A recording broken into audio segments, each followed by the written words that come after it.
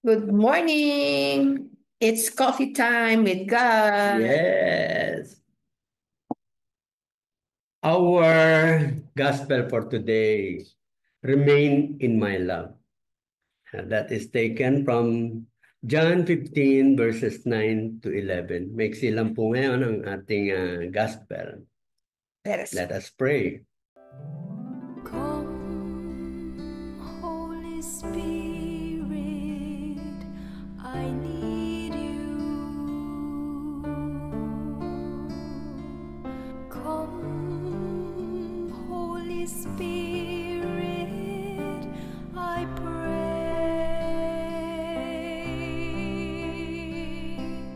Come with your strength and your power.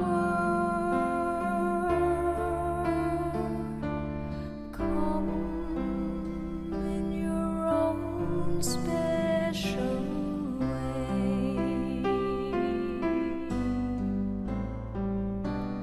Come like a spring in the desert. Come to the weary of soul. Oh, let your sweet healing power touch me and make me whole. A reading from the Holy Gospel according to John. Jesus said to his disciples, "As the Father loves me, so I also love you. Remain in my love. If you keep my commandments, you will remain in my love, just as I have kept my Father's commandments and remain in his love. I have told you this so that my joy might be in you and your joy might be complete." The Gospel of the Lord.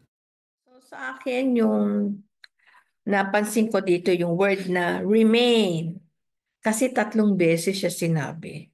Remain in my love, remain in my love, remain in His love. So remain. Parang ano no, parang kasing sinasabi dito, kahit anong mangyari, remain ka lang. Diyan ka lang, steady ka lang. Parang sinasabi niya. Unang-una nung sinabi niya na remain in His love. Parang tulad ko, sabi ni Jesus, nag-remain siya kay God, so tayo rin mag-remain. Tapos yung mga commandments, remain ka rin dyan sa mga commandments. Kaya parang talagang paulit-ulit, no? Paulit-ulit. Hanggang sa talagang yung pagre-remain natin, eh hindi na natin iniisip. Parang part na talaga natin ng buhay natin. Kasi pag part na talaga ng buhay natin, tanggap na natin yon yung, yung presence ni God sa buhay natin. Yeah.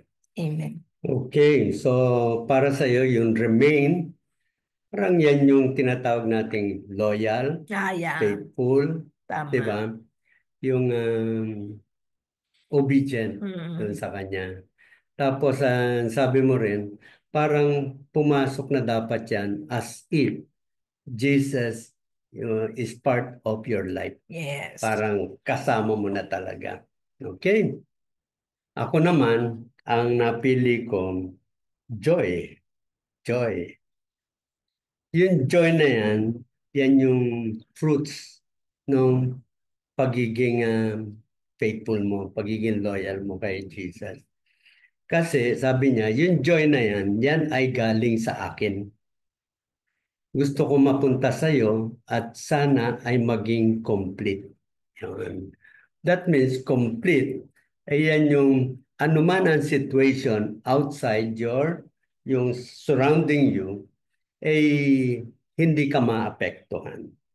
Yan. Sabi, bakit? Bakit mangyayari sa iyan? So, kanina binanggit mo, just remain in my love. Kasi, ang sabi ni Jesus, kung gaano ako minahal ng aking ama dahil ako ay nag-stay sa kanya. I remained in the love of my Father. Ganon din ako sa inyo. Yun ang assurance ng ating Panginoon. Ayun, so ganon kasi ako minahal ng aking ama at yun din ang sinusundan ko, sabi ng ating Panginoong Jesus. Yan. Okay, so meron akong ano yan, acronym Oo. sa joy mo. Oo. Joy, Jesus overlooking you. Diba? So, talagang kahit nakatingin siya sa atin. Yeah. And then, sabi mo nga na kompleto yan. Kompleto rekado. Mm. Pagka kompleto rekado, syempre, merong joy, masaya. Mm-mm. Kompleto Diba? Amen. Yeah. So, yung message lang sa akin dito is isa lang, no? Sinasabi lang talaga dito, no? Paano ba tayo magiging masaya? Sabi niya, para maging kumpleto ang joy mo, sabi niya. Sinabi niya nagsabi siya di ba sabi niya sa ending, I told you this so that your joy may be complete. Oh, hindi Di ba? sekreto. Hindi siya Yes. sikreto. So hindi na tayo mahihirapan para hanapin natin, paano ba maging masaya? Eto na nga sinabi niya, ano yung sikreto niya? Remain in my love. Tapos, keep mo yung commandments ko. Di ba? Tulad ng ginawa ni Jesus, may example tayo, di ba? O may example na tayo. So that your joy may be complete.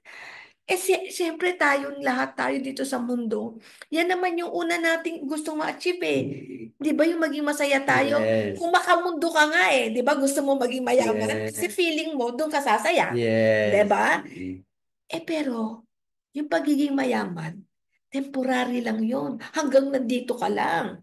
Ito, eternal. Di ba? So, yan ang mas dapat i-achieve natin. Yeah. Amen. Ayun, okay, nakuha mo. Yun din ang sabi ko, remain in the love of Jesus.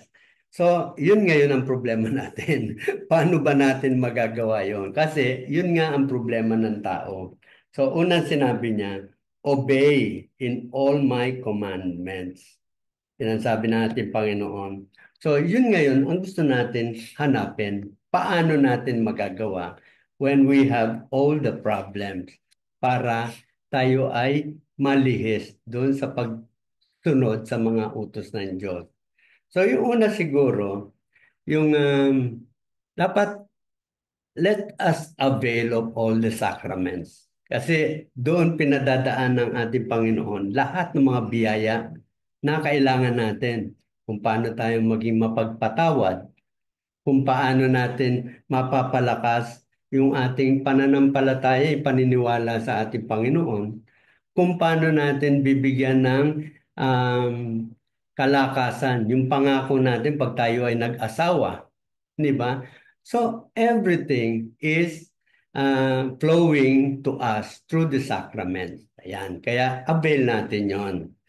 Ikalawa, yung sabi niya, remain in me. That means, if you want to remain in Jesus, you should know everything that Jesus is asking us to do. Saan ba makikita yan? Through the scriptures. The scriptures lahat yan. So, maganda, nagre-reflect tayo kasi yung words na nandun is only yun yung surface. But there are so many messages beyond the word. Kapareho ng ginagawa natin ngayon. Yan yun. So, isa pa, we need to walk together. Kaya nga tayo ay nasa simbahan. We want to serve God. We want to know Jesus more doon sa simbahan, sa mga katuruan sa simbahan, sa mga venues, kung saan talagang naunawaan natin how it is to walk together with the other family. Yung mga kapatid natin sa ating pananampalataya ay sama-sama. These are what we can do. Kayo naman po na hindi pa nakakapasyal sa simbahan, try to visit our kapihan. Ito po ang pagtanggap ng simbahan, lalo na doon sa mga gustong masubukan. Paano ba mag-serve sa simbahan? You visit us in our kapihan. This is every Sunday from 9 to 10 a.m. Yan. Tsaka, dagdag ko lang, no, kasi yung sinasabi nga na, sabi nga ni Jun, paano natin magagawa? Mahirap din po gawin tayong mag-isa. So, kailangan talaga natin ng mga kasama, no, para magawa din natin yan. Yung mga kasama sa bahay, sa labas. Hindi, you can't do it alone. Yeah. Yan. Okay. So, again, we'd like to say goodbye for now and then see you tomorrow here in Okay. Coffee Time.